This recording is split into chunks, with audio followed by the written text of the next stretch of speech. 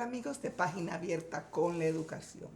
Conversar con Gnosis Rivera, uno se preguntaría de qué hablamos. Es una psicóloga, escritora, por lo tanto pudiéramos hablar de problemas conductuales, también pudiésemos hablar de la escritura, de qué ella como escritora siente, por qué utiliza este medio para expresarse, qué satisfacciones le ha dado. Pero también podríamos hablar de un tema que ella ha hecho suyo, y es el tema de la defensa del pelo ensortijado, de ese pelo que naturalmente pues tiene un rizo que es hermosísimo, que muchas veces coartamos para seguir patrones que son eurocéntricos, patrones para que nos asemejemos a nuestros ancestros europeos, porque la mayoría de la población dominicana tiene definitivamente ancestros europeos, ancestros africanos, ancestros asiáticos.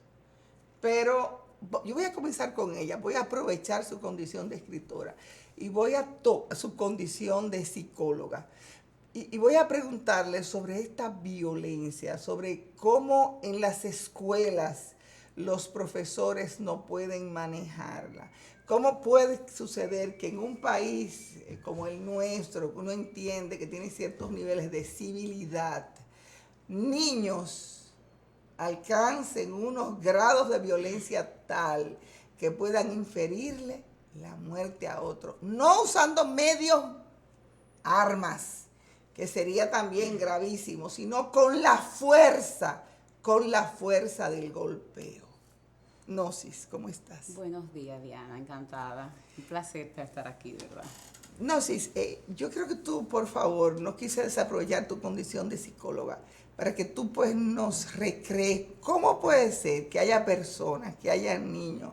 Cuando hacemos una retrospectiva de nuestra niñez, sabemos que en algún momento pues quizás nos peleamos con algún compañerito, pero con tanta fuerza y con tanto odio, con tanto rencor, para llegar a darle la muerte. Sí, lamentablemente estos son eventos que no pueden verse como aislados, porque no son más que resultado de una condición de violencia ya naturalizada dentro del entorno de las víctimas, porque tanto la joven que ejerce la fuerza sobre esa niña y la golpea, y llega un momento donde, sin yo haber estado ahí, puedo afirmar que la niña o la adolescente, porque tengo entendido que son 14 años de edad, la adolescente... Ahí hay una disputa entre 12 y 14 años, pero ese no es el problema. Exacto.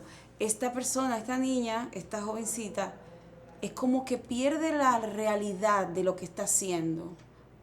Cruza una línea de esto es correcto y esto no, y sigue, y sigue, sí, y sigue. Sí, debería en todas personas existir un umbral. Exacto, el umbral. Un punto de que hasta aquí yo llegué, hasta aquí puedo expresar mi rabia, mi dolor, pero hay por la educación, hasta por el instinto de conservación. Exactamente. Entonces, en este caso específico, puede verse como la jovencita inadvertidamente, porque yo no puedo imaginar que la niña fue con un plan de asesinar, de matar a nadie. Pero eso no es el problema es lo que genera este tipo de síntomas, que son en sí problemas porque son bastante gruesos, bastante graves. Uno de los primeros problemas que engendran estas situaciones es la pobreza. La pobreza de por sí es una de las violencias más normalizadas e institucionalizadas, porque la violencia supone la eliminación de circunstancias que son naturales al ser humano, que son derechos del ser humano. La pobreza. La pobreza, claro, porque en la pobreza tú tienes carestía de servicios básicos, tú recibes algunos de esos servicios de manera... precaria. De manera no solo precaria, sino que la recibes cuando un sistema diseña que tú la recibas y tú llegas a entender que es normal, cuando no es algo que debe ser ya visto como lo que debe ser. Pero yo te voy a decir algo, eso no solamente es o sea, en mi caso particular, el agua llega los miércoles. Yo vivo en Naco, el agua llega los miércoles. Por suerte yo tengo cisterna, tengo tinaco, y si ese miércoles llegó bastante horas, midiéndome a la saciedad. Usted puede llegar al siguiente Puedo miércoles. llegar al siguiente miércoles. Bueno, imagínense, estamos hablando ahí de la pobreza, pero la pobreza es un concepto muy amplio. Cuando hablamos de pobreza, en este caso también estamos hablando de poblaciones y sectores que están sobrepobladas, hay hacinamiento, no hay esparcimiento para esa juventud, esa niñez que crece, las artes, la cultura, por ejemplo, actividades de teatro, actividades de música, de deporte. Actividades lúdicas donde expander sus donde energías se distraen, y su exacto, creatividad. Exactamente, son generalmente... Que es algo, y escúchame que te interrumpa, que cuando se habló de la tanda extendida, uno pues sintió un cierto alivio, porque primero iban a estar menos horas en la calle, iban a estar expuestos a más horas de clase, pero además iban a poder canalizar todas esas energías, todo ese poder de creatividad a través de talleres, de programas, que desgraciadamente no han podido ser implementados como uno esperaba. Claro, y es lamentable porque primero se crea el escenario físico, se crean las instancias para que las personas, los niños estén ahí en tal horario, pero no tenemos el programa. Además también no es, yo no pienso que sea lo más correcto que esos programas se establezcan dentro de la escuela solamente. Es necesario que esos programas estén a disposición de la población, de la colectividad, como parte de la comunidad. Una escuela que ofrezca talleres de manualidades. Hay mujeres que pueden estar insertadas en este tipo de programas. Y tú vas a ver cómo una población que está hacinada, que puede ser que esté sin ocupación en ciertas horas del día, haciendo nada o sobreviviéndole a la vida, tenga una sensación de utilidad de su propio ser, de yo puedo hacer esto, me siento capaz de hacer tal cosa, modelan esos comportamientos al niño, y el niño no solamente va a ver la escuela como una... Porque los niños, yo a veces no puedo pensar que ven la escuela como un lugar, ay, qué bueno que voy a ir a la escuela, no, los ven como una cárcel, o lo ven como algo que tienen que hacer, no algo a donde van a disfrutar, porque es tarea, es obligación. Entonces, pero si esa escuela, yo te lo digo porque yo lo he visto con mis estudiantes de la UAS. Yo recuerdo a un estudiante de la UAS que me comentaba que para él estar en la UAS no era solamente una oportunidad de estudiar, era una oportunidad de tener espacios limpios, de tener espacios visuales, de jardines. Dice, profesora, cuando yo llego a mi barrio, encaramarme los pantalones para comenzar a cruzar charcos, para llegar a un lugar que muy posiblemente, si ha llovido, esté nauseabundo. Y realmente yo no me importa que me pongan clase a las 7 de la mañana y a las 8 de la noche, porque es mucho más grato para mí estar en la universidad que estar en mi casa. Exacto, ese solo contexto que usted describe ya no es normal, es una forma de violencia, que tú entiendas que te liberas de tu entorno donde vives mientras estás en tu centro de estudio, porque tu hogar, o sea, en este caso el hogar de ese joven era la universidad, porque ¿dónde está tu hogar? ¿Dónde encuentras paz? Ir a dormir a su casa. Y yo conozco jovencitas que van a trabajar, damas que van a trabajar, y tú la ves con unos calipsos, unas chancletas, la clásica alpargata, ¿verdad? Para cruzar el charco, para cruzar el lodo, y con los zapatos en la mano o en una funda. Cuando llegan a la parada de autobús, de carro público, se ponen el zapato, se quitan la chancleta llena de lodo y la ponen en la funda. Pasan varias esquinas así, porque esa es la realidad de nuestros barrios. Entonces, y solamente estoy describiendo así someramente. Todo eso es caldo de cultivo de violencia. Pero yo te decía, o sea, no sucedió en un lugar aislado, sucedió en un lugar donde había muchísimos niños, algunos quizás un poco fuertes, y incluso adultos. Y cómo nadie la detuvo, cómo nadie impuso su autoridad. ¿Qué pasó que dejamos que eso llegara a ese punto? Sí, hay un relato. Una indolencia, digamos así. En una de los partes noticiosos contaba el medio que varios adultos simplemente estaban grabando el hecho.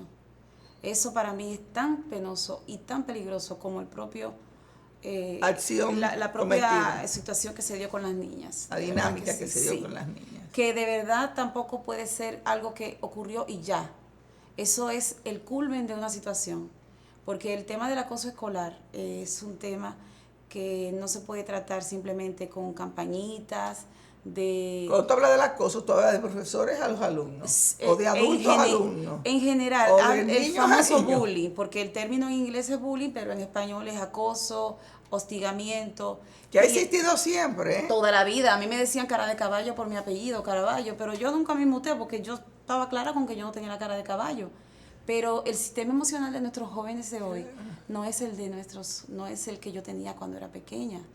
Son contextos muy diferentes. O sea, la misma relación padre-niños, o sea, yo misma tenía a mi mamá que estaba muchísimo tiempo en mi casa. Sí. Entonces, la presencia de mi madre permanentemente en la casa, pues no estaba sola, no estaba en la calle, estaba en mi casa fuera de las horas de escuela.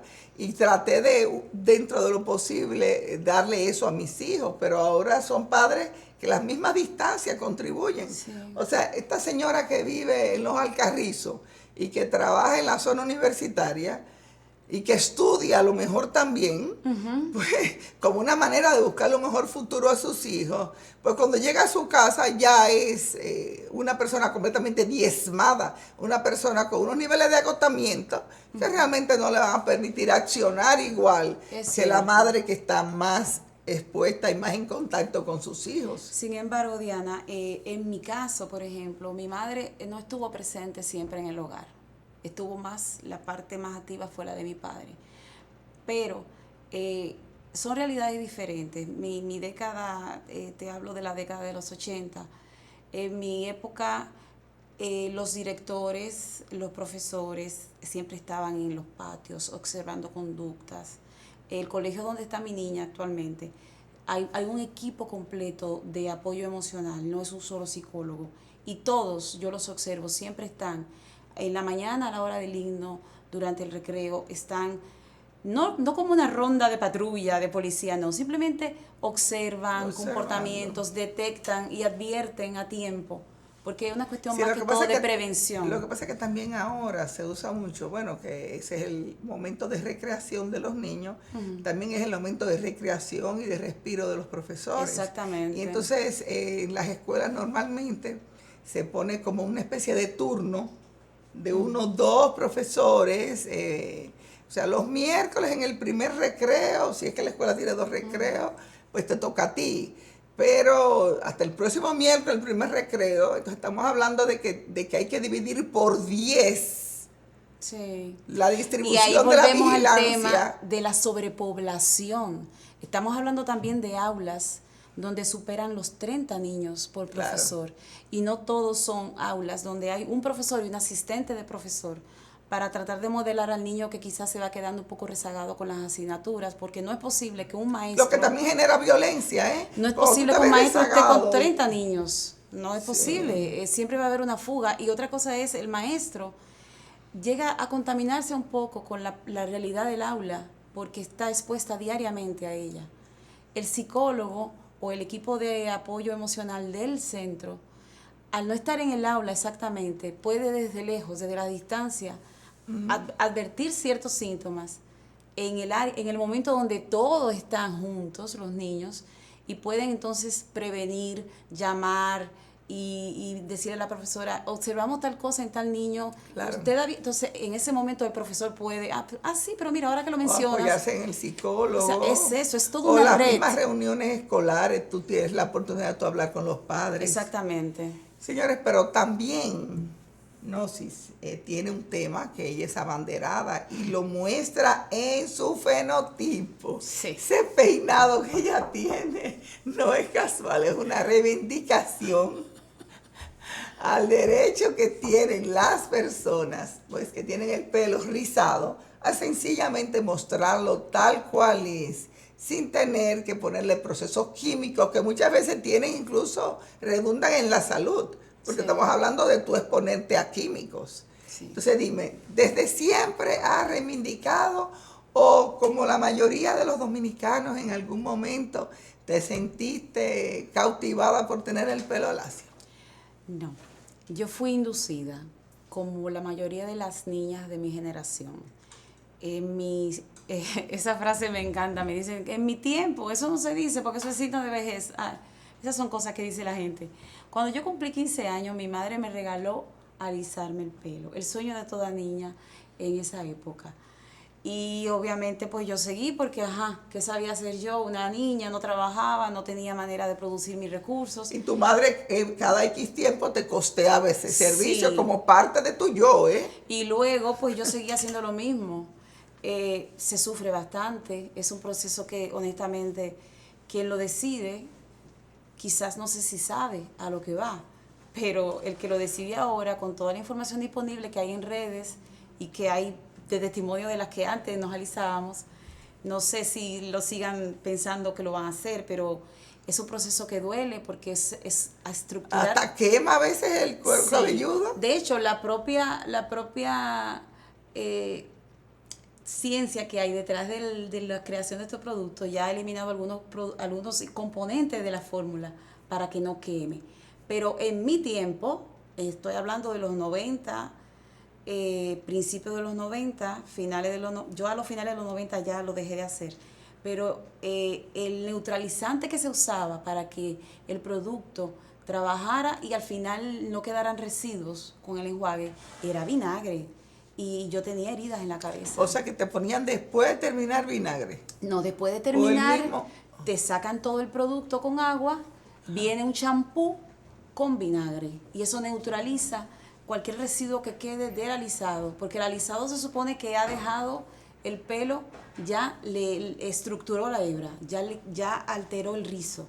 Perfecto. Yo quiero que tú me digas, entonces, ¿qué estás haciendo tú? Y si tú formas parte de una organización para motivar a la gente a que realmente no se deje embaucar, porque vamos a llamarlo así, por esa presión social de que el pelo lacio pues es más hermoso, cuando realmente un pelo rizado tiene muchísimo encanto. Bien, mira, me han dicho que es un pelo que luce sucio, no es profesional, es desorganizado, es anárquico, es un pelo que no transmite seriedad y por lo tanto no se presta para ciertos escenarios como un trabajo formal, un trabajo profesional.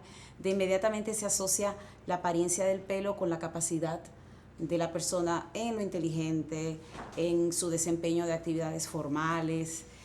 Imagínate ir a una boda con este pelo, o sea, vas a ir a una boda con este pelo. Y yo digo, pero es que no tiene absolutamente nada que ver, nada que ver. Este pelo, yo inclusive me lo lavo más porque puedo hacerlo más, tengo más libertad. Si hago ejercicio no tengo ningún problema, me lavo el pelo pues todos los días. Algo que quizás una persona que se procesa el pelo no lo va a poder hacer, porque el procesamiento del pelo no se puede estar amarrado estando húmedo, se daña. Es una serie de limitaciones que hay con el pelo procesado versus el pelo que es natural. Aparte de que este es mi pelo. O sea, no, es mi pelo, es el pelo que es mi fenotipo. Y siendo que por tanto tiempo yo no tuve este pelo como está natural, ocurre que me voy redescubriendo y ahora es que yo estoy siendo más yo que antes. Yo antes me sentía bastante ordinaria. Y ahora yo no es que soy la gran maravilla, que de hecho me considero que sí, pero es mi pelo, es mi pelo. Y esa es la oportunidad que se le niega a las jóvenes cuando desde chiquitas se les enseña el modelo de belleza que se asocia a lo blanco, a lo lacio, a lo rubio, a esa estética vendida. Sistemáticamente, no hay una forma tan sencilla de desmontar eso, sino es con lo que está pasando ahora, que qué bueno que esté pasando. Qué bien. ¿Y sientes tú que la presión para el texturizarse el pelo, para desrizárselo, o ponerle tratamiento, como se le llame, pues es menos ahora? ¿O realmente sientes tú que todavía, aunque sea menos, todavía hay un % muy importante de la población? Porque muchas veces no es solamente, es la presión de que tiene que estar arreglado de salón. Sí. Todavía tu pelo sea no sea tan rizado, sino un pelo normal correspondiente al fenotipo raza blanca. Pero si es muy fino, sí, entonces no tiene que ser arreglado de salón y secado con blower y en fin, unas presiones Sí. que se ve sometido, que quizás la mujer europea no, sencillamente se lo cortan o se lo dejan largo, pero se le dejan un poco a su manera de ser. Es cierto, Diana, porque el tema no solamente es el pelo en su textura per se, es también la apariencia. Nosotros en República Dominicana, y creo que en muchísimos otros países, pero básicamente acá, que es el tema que nos ocupa. No, y que aquí, fíjate, aquí se ha explotado tanto que las estilistas dominicanas tienen fama mundial. Totalmente. Donde Bueno, quiera, tú la tienes en España, en Chile, en exactamente. cualquier parte, ¿no? Eso Es una sí. dominicana. Y ya partiendo de que es una estilista dominicana, se supone que tiene un conocimiento del manejo de todos los pelos. Bueno, precisamente eso que has dicho es un síntoma de esto que te explico. Aquí la apariencia es muy importante para las empresas. Y por ejemplo, yo conocí, porque ya conversé con varias cajeras de un supermercado muy popular en el país, donde ellas deben estar arregladas de salón. Y si no han podido ir al salón, pues se deben hacer una cola que luzca bien y deben estar maquilladas. Y lo sé porque a partir de una mirada... Estaba hablando de una cajera de un supermercado. Sí. A partir de la mirada que ella me da, ella me mira y me miró con una nostalgia y me dijo, qué lindo tu pelo, yo lo tengo así. Y yo le dije, ¿y por qué no te lo sueltas? Me dijo, no, la empresa no me lo permite. Y yo le dije, ¿cómo va a ser? O sea que sí es cierto que Sí. existe un código de manejo del pelo a Exacto. nivel empresarial, donde te dan una presión social para que tú lo tengas de acuerdo a ciertos parámetros. Sí, y también sucede en entidades bancarias, expresamente, no es algo solapado, expresamente, mira, si usted... Así no como se debes andar pone- con una chaqueta, Sí, con un traje sastre. exactamente. Igual que con el hombre, que no pueden, ahora creo que ha cambiado algo, pero igual que con el hombre no puede ir con barba, tiene que estar totalmente rasurado, el peinado también del hombre, la pelada clásica, eso pasa también en los colegios, con los varones, con los varoncitos. Pero en las instituciones, o sea, por eso es un asunto político, porque desde lo institucional ya el lineamiento viene, entonces el Estado, con los organismos que le corresponda, no interviene para defender esa parte. Eso te quería preguntar, si realmente sientes tú que a nivel gubernamental, a nivel estatal, hay una política de las escuelas, en los lugares, motivar a la gente a que sea como es, No la lo hay. cual también va a quitar presión a la violencia, porque también el que tiene la presión de que no está como quiere estar, y no está porque quiere estar, porque no es así, pues es una persona que es más propenso a ser violento Claro que una sí. persona que se acepta a sí misma. Exactamente. Tú no puedes tomar un grupo y a reunirlo y exprimirlo, someterlo ahí. Llega un momento que eventualmente eso va a estallar. Y hay un ejemplo paralelo que pudiera no tener que ver, pero sirve perfecto, es cuando hablan de, ¿por qué hablar de orgullo gay, por ejemplo? Y yo una vez le hice una pregunta a una persona, ¿tú alguna vez has hablado del orgullo hétero? Me dijo, no, claro, porque a ti nadie te ha segregado, a ti nadie te ha sometido a un sector para que no te salga de ahí. Entonces, ¿qué le queda a la persona homosexual, a lesbianas y a cualquier otro grupo que tenga una preferencia sexual distinta a la hetero? Que es lo que Revelarse. explica el mismo concepto de la palabra gay. Gay en inglés significa feliz, significa yo me acepto como soy, yo me siento, o sea, no me siento menos por ser como soy, me siento feliz. Exacto. Y las niñas en los colegios se están amotinando. O sea, que también usted lo que tiene que decir, yo estoy feliz de tener mi pelo Exacto. como lo tengo. Que si me quiero alisar, me aliso, pero si no me quiero alisar, por favor, Déjame hacer y dame oportunidades de tener los trabajos, porque tú me estás coartando mis derechos. Sí, es el momento que el Estado ya fije una política, desde Perfecto. donde sea y en los escenarios que corresponda, para que el Para ciudadano motivar se a sienta esto. protegido.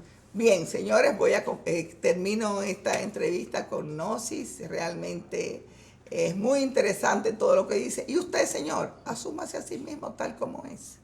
No quiera ser diferente, porque aceptándose a sí mismo, usted pues tiene más posibilidades de ser feliz y sentir menos presiones hacia ser violento. Gracias, Gnosis. Un placer.